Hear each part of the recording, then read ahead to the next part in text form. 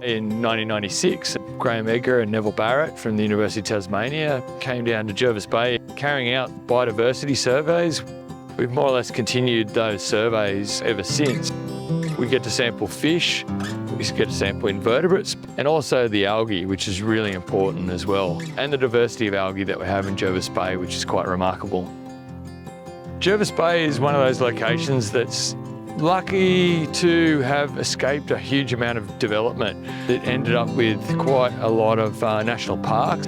So we've ended up with fairly pristine habitats, nursery habitats, rocky reefs, seagrasses, mangroves, salt marshes. We've got a great deal of biodiversity from the temperate areas that's represented in Jervis Bay, and also the warm temperate as well.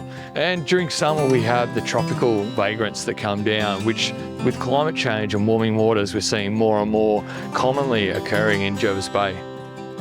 So we've got these protection zones in place already in the key locations around each of the marine park areas.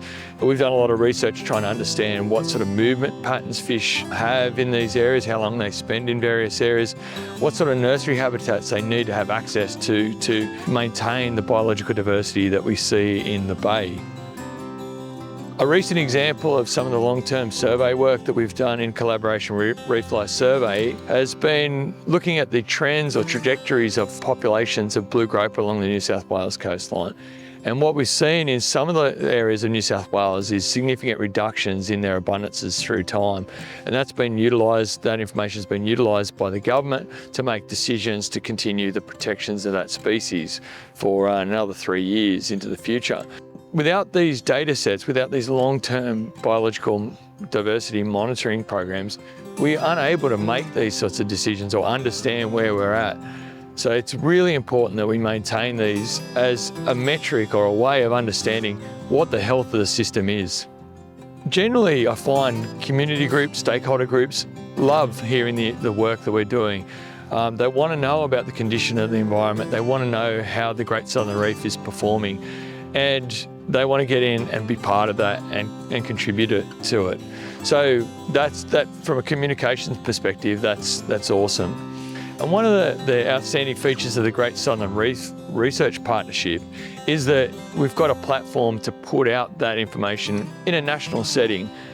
One of the other things that we get out of the Great Southern Reef Research Partnership is the ability to be part of a national program. We can easily facilitate collaborations across the country and carry out research programs that can collect a snapshot of information across the entirety of the Great Southern Reef. And with the marine park, one of the key features they provide is as a reference location for the rest of the coastline. We want to have these areas that are highly protected and maintained, and they can provide the references that we can compare to the other areas where much greater levels of human activity are going on. And in the comparison between those two areas, from the sort of surveys that we've been doing recently, we'll be able to understand what sort of impact is occurring from the human activities on our coastlines. And our job is to understand those impacts or effects and try to push them up to management to have them diminished or reduced in sort of effect sizes, so we're living on the coastline in a more sustainable way, that we're maintaining the Great Southern Reef to the best capacity we can, while maintaining the lifestyles and enjoyment that we all love.